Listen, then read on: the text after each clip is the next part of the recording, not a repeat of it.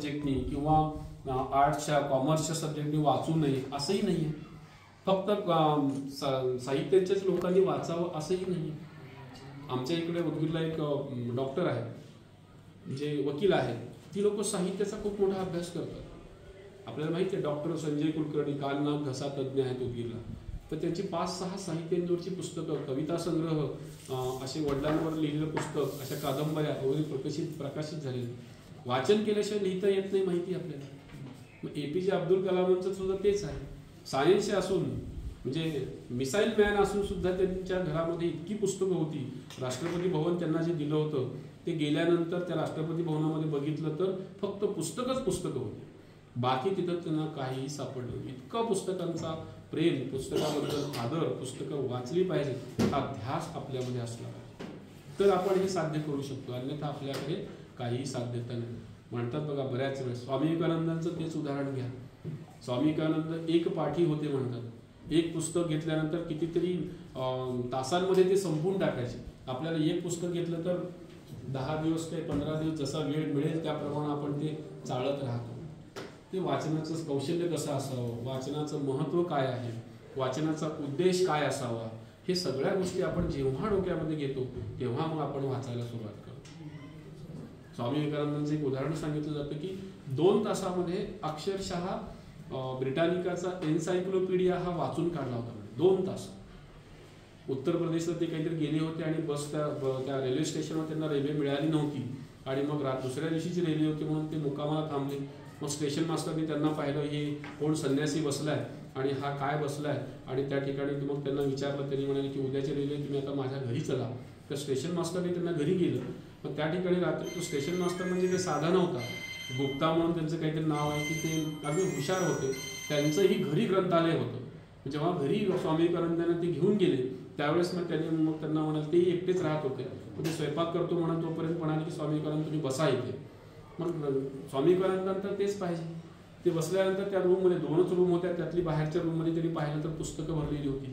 आणि मग त्या पुस्तकातलं एक पुस्तक स्वामी विवेकानंदांनी काढलं आणि वाचायला सुरुवात केली. सतत स्वयंपाक होईपर्यंत ते म्हणाले की गुप्ता म्हणाले की तुम्ही वाचत बसा. त्यांचा स्वयंपाक चाललेला आहे, पुस्तक वाचन चालू आहे. मग स्वामी विवेकानंदांचं मग ते पुस्तक झालं सुद्धा वाचून. 1 तास, अर्धा तास, 1 तास स्वयंपाकाला लागला असेल. चला जेवूयात म्हणाले. ठीक आहे म्हणाले. जेवण करायला बसले. मग तुमचं पुस्तक वाचन झालं का? नाही, मी संपलं म्हणले. कसं काय संपलं? झालं म्हणले. 2 तासामध्ये त्यांनी अख्खा ब्रिटानिकाची एन्सायक्लोपीडिया वाचून काढली. मग हे वाचन कसं असावं, वाचन कसं करावं, आपण कसं वाचतो? आपण डोळ्याने वाचत नाही, आपण तोंडाने वाचतो. बऱ्याच अंशी आपल्या बघा वाचता वाचता सुद्धा आपण बडबडत वाचतो, मोठ्याने वाचतो, पुटपुटत वाचतो, तोंडातल्या तोंडात जीभ हलवत वाचतो. आपण सहज फक्त डोळ्याने वाचतो का? मग त्याच्यामुळे त्याचा स्पीड, त्याचा स्पॅन, त्याच्या सगळ्या गोष्टी हे फार महत्त्वाच्या मॅटर करतात. आपण वाचताना कसे वाचतो, किती अंतर पुस्तक जवळ पाहिजे, लांब पाहिजे, याच्यावर सुद्धा तुमचा वाचनाचा स्पीड अवलंबून. हे सगळे कौशल्य आहेत. आपण ही कौशल्य कधी बघत नाही. काय वाचायचं आहे काय नाही हे फक्त घेतो. पेपर, आपण रोजचा पेपर सुद्धा बघा, सगळा पेपर आपला वाचून होत नाही. का होत नाही? मोठे मोठे हेडिंग, तेवढा वेळ कुठे आहे? आजची पिढी तेवढा वेळ देणं शक्य नाही. आपल्याला सगळं करावं वाटतं, सगळं टच करावं वाटतं, सगळं शिवा वाटतं. मी हे पण करतो, मी ते पण करतो, मी हे पण करतो, मला सगळंच करता आलं पाहिजे. नाही, एका गोष्टीमध्ये आपण मग पारंगत होत नाही. मग आपल्या सगळ्या गोष्टी अर्धवट राहायला लागतात. मग वाचाल तर वाचाल, बऱ्याच गोष्टी स्लोगन्स आहेत. वाचाल तर वाचाल, वाचाल तर खरंच वाचाल. साधी सोपी उदाहरण सांगतो. एक रोडचं काम चालू आहे आणि त्या ठिकाणी जर तू बोर्ड लावला असेल, पुढे धोक्याचं वळण आहे, पुढे धोका आहे, हे जर आपण नाही वाचलं, डायरेक्ट आपण खड्ड्यात जाऊन पडणार. म्हणजे ते वाचणं किती महत्वाचं आहे. वाचाल तर वाचाल. रामदास स्वामी म्हणतात, रोज काहीतरी लिहिलं पाहिजे, अखंड प्रसंगी हे काहीतरी वाचत राहिलं पाहिजे. बऱ्याच संत मंडळींनी किंवा हे जी काही थोर मंडळी होऊन गेलेले आहेत त्या सगळ्यांनी काहीतरी वाचल्याशिवाय ती मोठी झालेली नाही. आपल्याला वाटतं की नाही, मी मोबाईलवर व्हॉट्सअपवर मेसेज पाठवला की मी मोठा होईल, मी स्टेटसला फोटो ठेवलं की मी मोठा होईल. नाही, तुमच्या ज्ञानाने तुम्ही प्रगल्भ झालात तर तुम्ही कुठेही उभा राहा, कसेही उभा राहा. तुम्ही कोट घातलाच पाहिजे का सर, आपण ही आज लाल वगैरे, मी सुद्धा खरं हे आता म्हणू नये, ह्या सगळ्या गोष्टी दिखाऊ आहेत, खरंही सगळ्यांना मान्य आहे. की ह्या आपण दिखाऊपणा करतो. स्वामी विवेकानंदांनी दिखाऊपणा केला नव्हता. आंबेडकरांनी त्यांच्या ज्ञानामुळे त्यांना जग ओळखत होतं. आज आपण आपल्या भारतात काय, आपल्या उदगीरमध्ये किंवा आपल्या महाराष्ट्रामध्ये आपल्याला कोणी ओळखत नाही. म्हणजे आपली ओळख जी आहे, आपलं अस्तित्व जे आहे ते आपण किती निर्माण करतोय, तर हे वाचनाने शक्य होतं. आता मी साहित्याचा नसून सुद्धा मी सुद्धा बऱ्यापैकी पुस्तकं वाचलेली आहेत. आवड आहे. कशी आवड निर्माण झाली, ती आवड कशी जोपासावी, आपण कोणती पुस्तकं वाचावीत, कोणती पुस्तकं वाचू नये, वाचण्यासाठी लागणारा वेळ कसा काढावा, ह्या सगळ्या गोष्टी फार महत्त्वाच्या आहेत. आपण म्हणतो काय करावं, वाचायची खूप इच्छा आहे, फार आवड आहे, पण सवडच नाही. आणि दुसरीकडे म्हणतो काय आपण, आवड आहे हो, आवड असलं की सवड निघते. आता दोन्ही वाक्यांचा जर आपण विचार केला, ताळमेळ घातलं, तर संधी कुठे आहे? आपल्यावरच आहे. आपल्या मनाचा निर्धार असेल तर आपण वाचायला लागतो.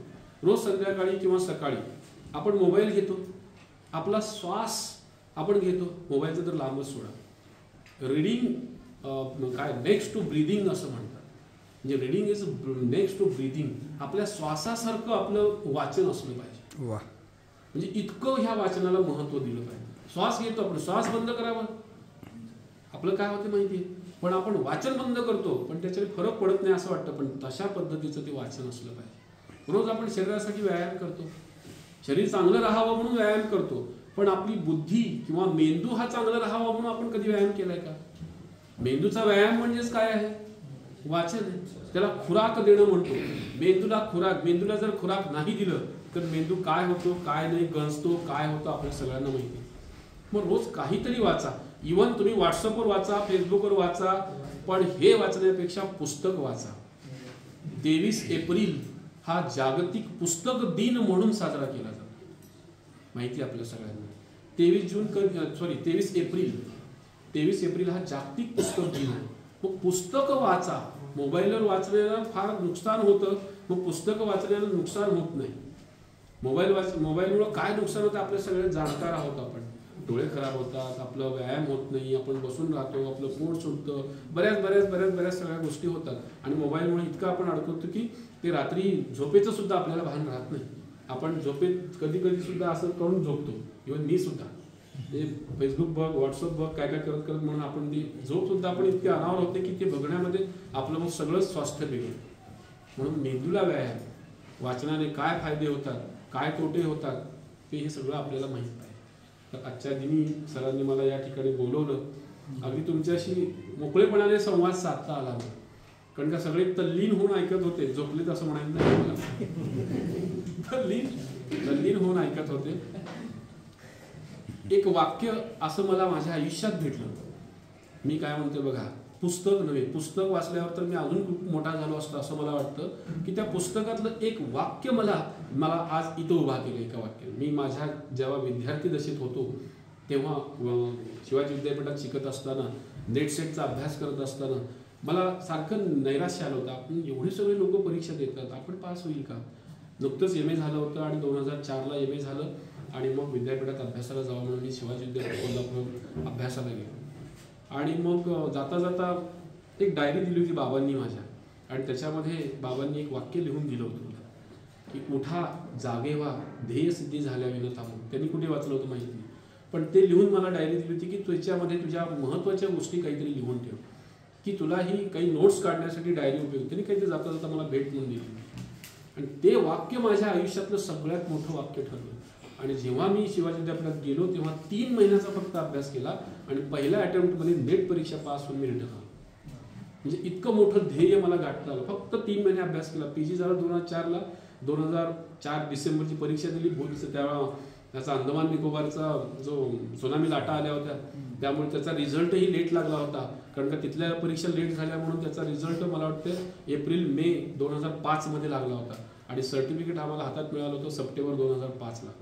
म्हणजे याच्यामध्ये कोणी असेल त्या परीक्षेचं पास झाले तर त्यांना त्याचा अनुभव असेल. म्हणजे पहिल्या अटेम्प्टमध्ये नेट पास होण्यासाठी मला काय, फक्त ते पुस्तक नाही तर त्या पुस्तकातलं एक वाक्य मला महत्त्वाचं वाटलं होतं, आणि त्याच्यामुळे मी घडलो. मग पुस्तक वाचल्यानंतर काय काय घडल बघा. म्हणजे किती मोठा हा देश, आपला भारत देश सुधरेल. हे सगळं वाचनाचं महत्त्व आपल्या सगळ्यांना माहिती आहे. या ठिकाणी मी वाचन संकल्प महाराष्ट्राचा या अनुषंगाने आपल्याशी काहीतरी इथे खूप साधू शकलो. तुम्ही माझं शांत चित्ताने ऐकून घेतलं. संस्था मला छान वाटली, कॉलेज छान वाटलं, कॅम्पस छान वाटलं, खूप अगदी आनंदी वातावरण आहे. कारण का सरांचं